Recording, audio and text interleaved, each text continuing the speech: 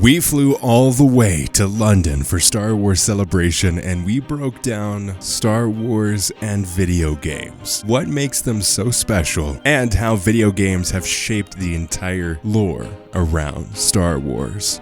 Welcome to Star Wars Uplink, your place for everything Star Wars gaming, the TV shows, and the movies. Let's jump in. Just you reconsider playing that message for him. Throughout the years, video games have come to influence Star Wars in a number of ways, from the fights and flow of action on the NES and SNES games and how they came to influence that of The Empire Strikes Back, all the way to Andor and the planets, locations, weapons, and characters from the video games.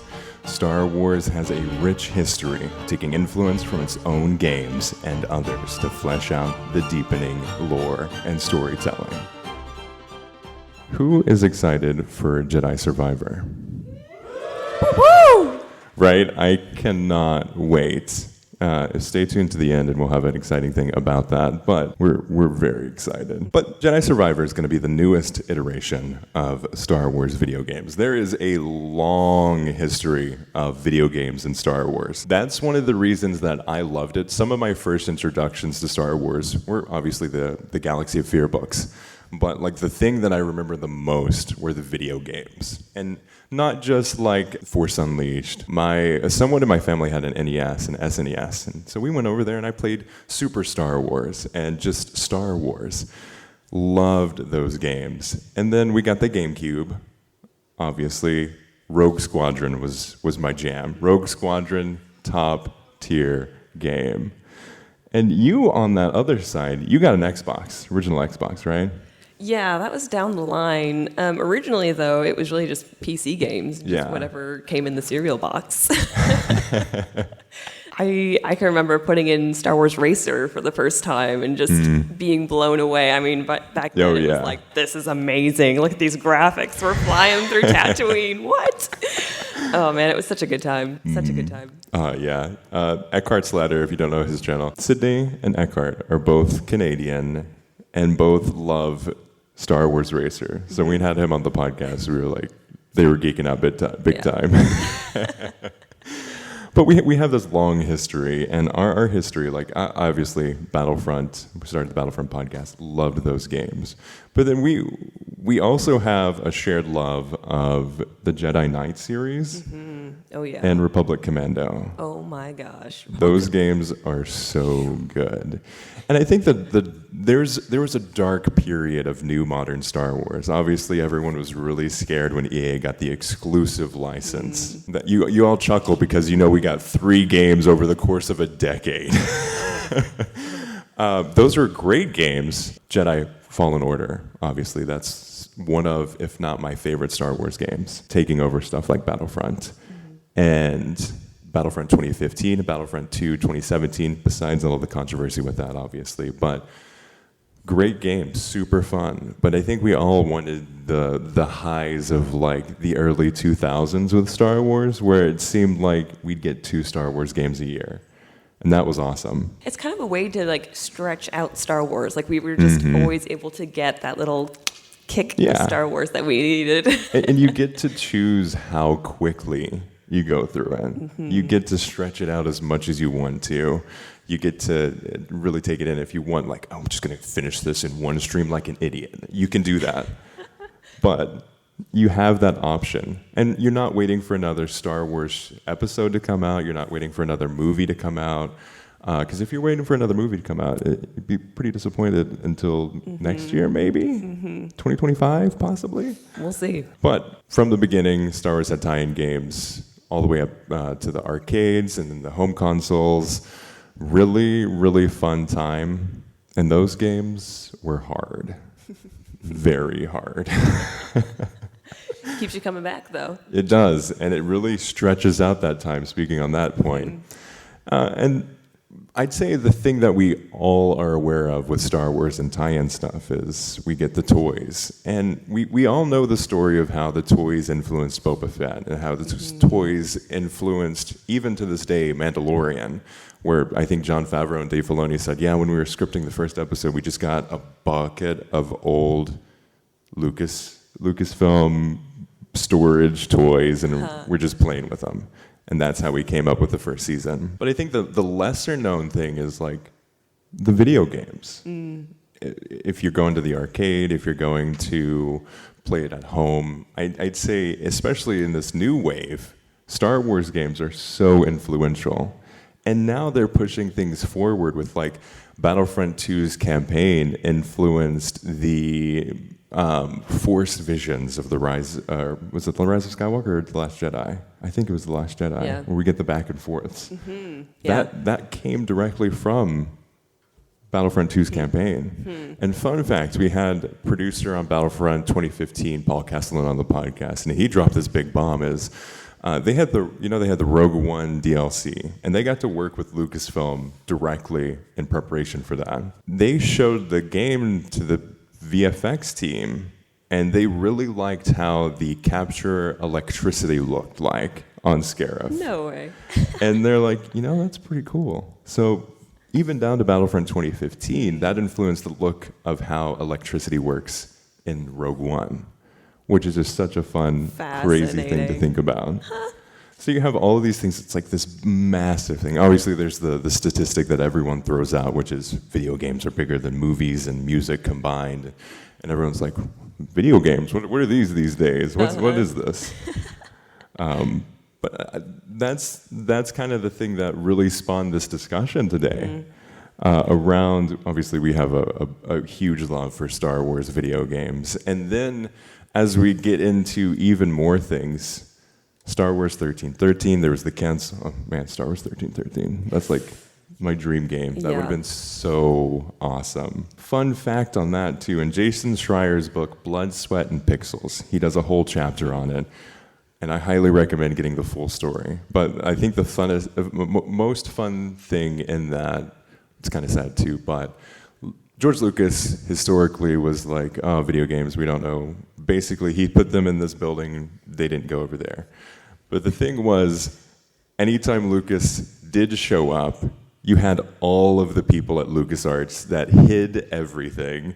The Force Unleashed crew would, if they heard him walking down the hallways, would wrap up all of their concept art, roll it up, hide it in their jackets, and then walk out of the room they had a meeting in. Because they knew if George Lucas saw that, he'd be like, it needs to be Boba Fett. And that's what happened to 1313. Is he came in there one day, and they weren't quick enough. And it was like, yeah, I know you guys are working on this stuff. It's its own universe and all that stuff, new characters. But how about a Boba Fett origin story? Also, you're 3 months away from E3, where you're going to show this off. You need a functioning demo, and it needs to be about Boba Fett, because he was trying like everything about Boba Fett. Dang it. And that is the story of how they put a demo together on this game that originally wasn't Boba Fett, but did eventually get canceled. But it's a really fun story. And then that kind of tied into the Coruscant TV show that they were going to do, which is all around bounty hunters. That was around the same time period where George Lucas is like, I've got this idea, and everything needs to be about Boba Fett, because this TV show's about Boba Fett. If we can tie this together, we can tie everything together. So there's a rough history. So it's not surprising when EA got the license and it's like, okay, there's a Star Wars game announced, and then it got canceled. And there's this Star Wars thing announced, and then it got canceled. And there's this Star Wars thing got announced, and then it got canceled. Does that sound familiar? Oh, quite. So it's not a thing, but that's kind of the thing that really makes us appreciate it now, is there's such a level of quality that they're aiming for. Whether it really hits for you or not, it's a completely different story. But now the stakes are so high, they're trying to make it as big and as epic as possible, which works sometimes, but sometimes it doesn't necessarily work out. But let's talk about some of the times it works out. Yeah, let's do it. Obviously, we mentioned some of our favorite Star Wars games, but what is your favorite Star Wars game? It probably has to be Republic Commando. Yeah. Yeah, that was the game that really got me into gaming, and all of it. I remember getting my Xbox, and that was the game that came with it, and I put it in, and I'm like, this is like no game that I have ever seen or ever played. oh my gosh, what am I playing right now? It was difficult for me, for sure, because I was totally new to the scene, and I'm like, I don't know what I'm doing, but this is awesome. I had never heard of the commando unit at all, so I was like, this is wild. Yeah. Like, this is so cool. It was the birth of like the opening up of what Star Wars could be. It's so cool. It really was. And it tied in something that we still haven't seen a whole lot of, which is that prequel era. Obviously, we got some of it with Battlefront 2, and the original Battlefronts, of course. But in this more modern era, we haven't really gotten it fleshed out much. Not much. And I think that's something that we definitely want, especially friends of the podcast, Wolf, and a bunch of people got together and they recreated it, the opening scene in like 4K using Unreal Engine. That was epic, but it also made me really sad. It's like, man, this would be so great. Oh. Yeah. And something, I'd say one of my favorites is definitely Fallen Order, the original Battlefronts. But I went back and played Jedi Knight after probably a decade of not playing it. That game gives you so much freedom and exploration, and gives you the story of like building the Jedi Academy, which I never knew that's what I needed until that happened. It's true. It's true. It's so fun to see the level of exploration they give you and freedom, because you do get to make a lot of decisions. If you want to have like a little spicy Sith electricity power, you can do that. If you want some Force lightning, you can sprinkle that in there. Obviously, you're gonna go towards the dark side with it, but you have that choice available to you. Yeah, you don't have to be all good. You don't have to be all bad. You can be a little bit of both. Yeah, exactly. Such a the good Gray Jedi. Oh my gosh. Yeah, there's so much there. And then we get to the new age of Star Wars. Disney was purchased. EA got the license. And we're like, okay, what's going to happen to Star Wars? What's going to happen to Star Wars video games? That's going to be wild, right? What's going to happen here? Well, a lot. We got so much Star Wars so quickly. And I think they were also surprised with how quickly they were able to get it out. We're like, oh gosh, and it's popular. Whoa. I think this is the year that officially we get the Star Wars license officially broadened. Obviously, they made the announcements with like Ubisoft, and they made the announcements of like the KOTOR remake. And that was awesome. Now we have this much broader universe that we can work with. Developers can now be chosen. We've got Star Wars Eclipse. Yeah. Which will probably be 70 when that game comes out. Probably, but we can hope. So there's a lot of those different pieces that we can play with. And Andor, I think, is one of the biggest places, surprisingly so. You got Tony Gilroy, who is playing around with these different experiences and giving these different... he basically said, I want to make a good story, and we're going to set it in Star Wars. And then he gave the art department the entire freedom to do whatever the heck they wanted to. They've got the Relic art store. He said, yeah, I had nothing to do with that. The art department put all those in there. And they put stuff from like the armor of Starkiller. Yeah. They put, what was the Ahsoka fancy... children's toy. Oh, yeah. Hera's parents sort of thing. Like that, yeah. Except really fancy. Yeah, exactly. Extra fancy. Yeah. So they had that. They had all these different pieces that they played around with. And something that's like blink and you'll miss it. You have the very expensive, was it like 60,000 credit crystal that they're given. Where is that from? Well, because they mention that it's the Rakuten Empire. And it's one of those like very brief blink and you'll miss it things. Like if you turn away to look at your phone for a notification, like you probably missed that. Yeah. But it came from Knights of the Old Republic. What a great game. I played that on the stream and eventually just found myself gambling a lot. The gambling minigame is surprisingly fun. Yep. And everyone's like, oh, let's see how long Sage will spend gambling and playing this card game. But it's one of those things. Rakuten Empire is huge. It is outside in its own universe, its own galaxy, and it has this breadth of stories. The thing, too, is they had a very different relationship with the Force and with technology because they used more of like a biotechnology and used more of that. And they were a conquering race. They would conquer planets, strip them of all their resources, and continue moving on until eventually they reached the Star Wars galaxy and there was this big fight, which also ties into some of the stuff we got at Star Wars Celebration with the Dawn of the Jedi. And that was something that we had talked about before, after that, of like, interesting. So we've got a mention of the Rakuten Empire, which is KOTOR, which goes much further back in time. Oh, yeah. Like way back. Way back. And now we're getting 25,000 years before the Old Republic, I believe. So we're getting even further back, origins of the Jedi. Yeah. And that led us to be like, this could be really fascinating. Yeah, we could be seeing some pretty serious tie-ins. And one of those things that, okay, this is interesting. This is a cool theory that we've got going here. And it came from a video game. And now that we're seeing stuff with like Cal Kestis, like I want to see Cal Kestis in live action so bad.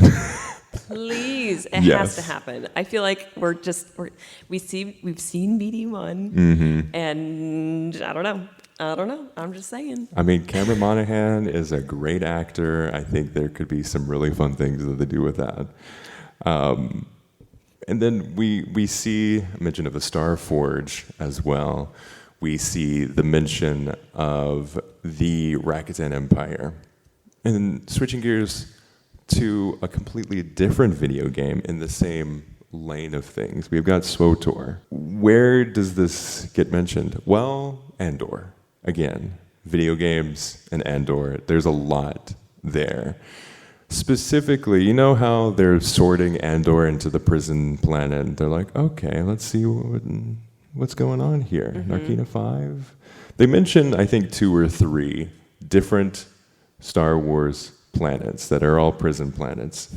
And 1 to 2 of them are from SWTOR. Oh, fascinating. We're introduced in SWTOR. And that's just another one of those tie-ins that's super fun to see. And this is what I love about cameo moments and fan service in Andor, is you have to have the subtitles turned on and you have to be paying deep attention. Like when Wolf Yularen got on the screen, like I was like, that dude looks really familiar. Yeah. Who is that? And then I turned the subtitles on and it's like Wolf Yularen. It's like, oh my gosh, the Clone Wars guy. Wait, that's him. Yeah, he quickly was like, oh, the Clone Wars are dead? All hail the Empire. So much there. We've got Rakuten Empire. We've got the prison planets. And then the third thing I'll mention when it comes to Andor, we have the Gears of War creator and writer who is joining the team to help write a few of the episodes of Andor Season 2. Which is just wild to think about. And it makes a lot of sense. I think something that we don't think about a lot when it comes to the Disney Plus series and all that stuff is, except for The Last of Us, which really opened our eyes to how well you can convert a video game to live action and create a really interesting and deep storytelling that expands on what was originally introduced. Yes. Which I think is so fascinating to see this level of connection and appreciation, because Tony Goro was like, yeah, I reached out to him because I really liked the games and saw that he could do some really good long-form storytelling. And it's hard to do long-form storytelling. I mean, video games are 30, 40 hours. But they don't feel like 30 or 40 hours. They don't feel like it because you're just in it. You're so absorbed in it. Yes. And I think that's kind of the key to it, too, is that these stories do just suck you in. Yes. So I'm kind of surprised they haven't done it sooner, like to have these game developers, game story makers in on the TV or even movies. Yes. Come on, guys. We've got a wealth of creative knowledge here. And they're just itching. We've got to be itching It to makes get these so much people sense. Oh man. I mean, how many times have you played a video game and you're like, man, I don't want this to end? And then you watch Andor and you're like, man, I don't want this to end. But it has so many different pieces. You get to create your own story, and there's so many different pieces of Andor that lets you create your own story with Star Wars.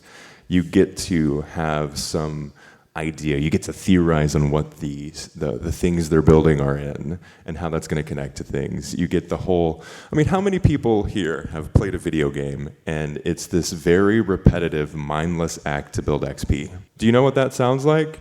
It sounds like the prison that they're in Andor. Yeah, it does. It's the XP building side quest where you're like, okay, fine, I'll have to do it. This guy is so annoying, but I guess I'm going to build my XP so I can level up quicker. And that's what Andor's doing. Obviously, he's forced to do that. But how many times have you been to like the freaking door lock puzzles? So frustrating. Yeah. So there's that level of carryover that you can have.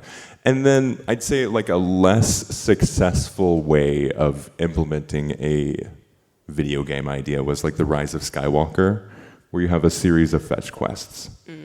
So that's a very like sure line thing. I was talking to a friend of mine and he's like, yeah, it felt like I was watching someone play a video game. It's like you're gonna go to here, do the thing, and then this person's gonna tell you to go get that thing.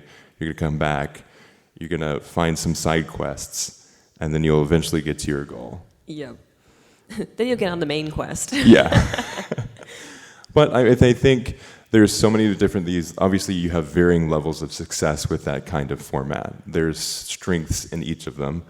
Of you can have a really fun romp, or I mean, Mandalorian is a good example of that too. Of That's true. You just having a bunch of fetch quests, like you have the hub world. I mean, the first season's the best example of this because it feels like probably what Star Wars 1313 would have been, where you're a Mandalorian and you're going through this universe and you're talking to these people. You get the puck and it tells you where you need to go. Yep. And then you find out that a bunch of other people also got that puck. Yep. And you need to kill them. And there's also pirates. And then the Jawas steal your vehicle, so you have to go make a new one, rebuild it, get all the different parts. Like, that sounds like a pretty fun video game, right? Yeah. I'd be down. Yeah. Let's have that. Yeah, give it to me. And I think what I hope is as we get more into these different Star Wars stories, the TV shows, the movies, we had Ahsoka that showed up at the end of like the Rise of Skywalker and the voices.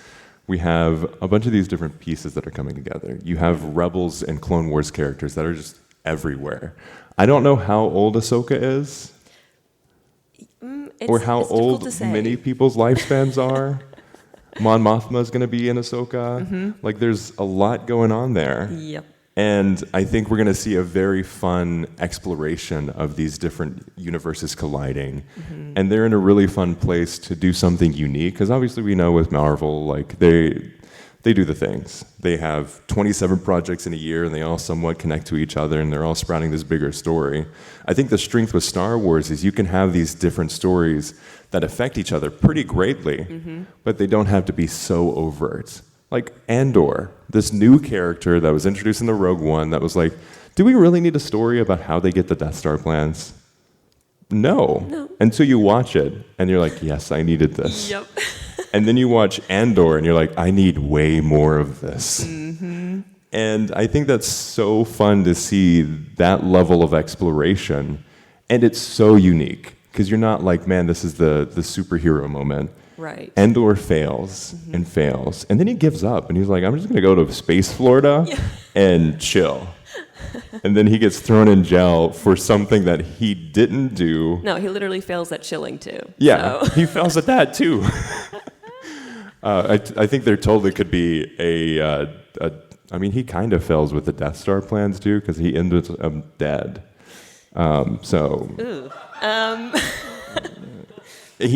Andor, a story of failure. A Star Wars story. There we go. So there's a lot that could be going on there, and I think it's really fun to think about.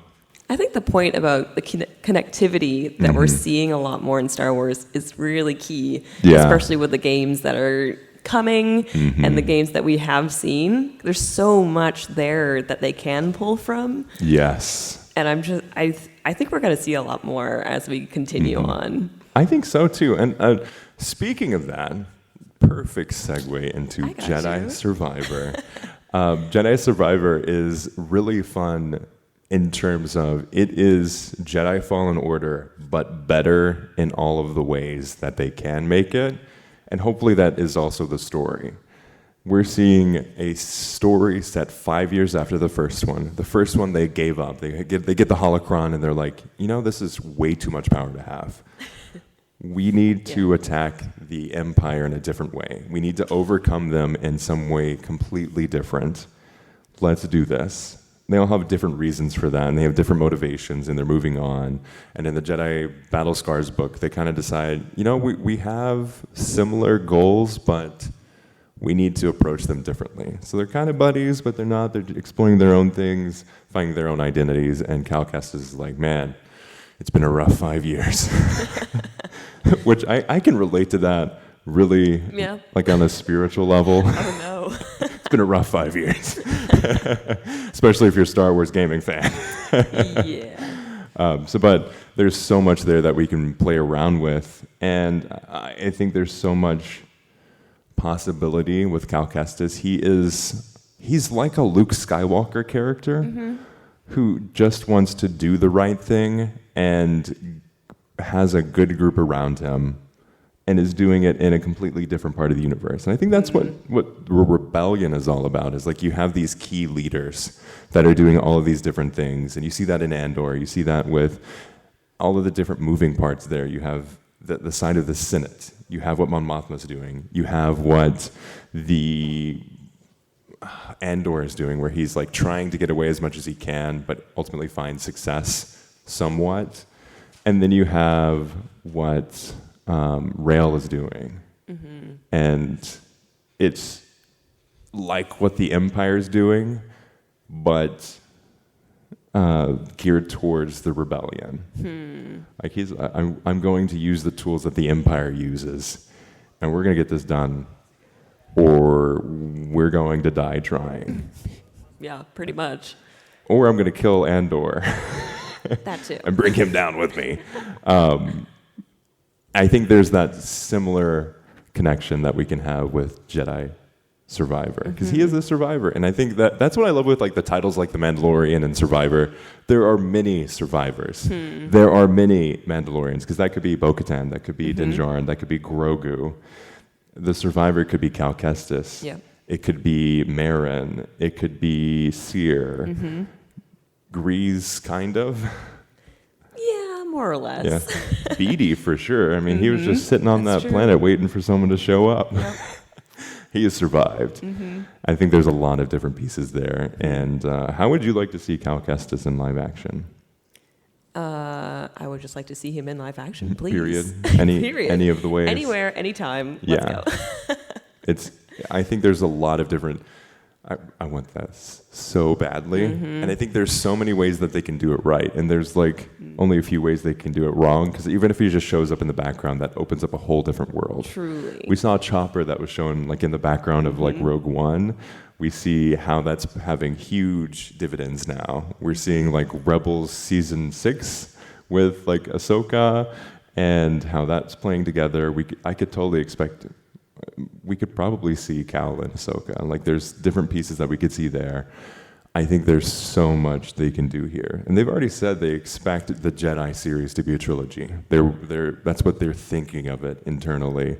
They've said, oh yeah, I totally see this as a trilogy of games. I mean, they've already started introducing like the Inquisitors. Yes. So we've already been seeing the Inquisitors. We've already been seeing the clear the droids. I'm just saying the next step is going to be Cal. I'm very hopeful as well, because although Rebels is a TV show, still they're making them live action, and it is not much of a stretch to think, hey, we could make a video game character who is pretty much already set up for us. Oh yeah, as the actor.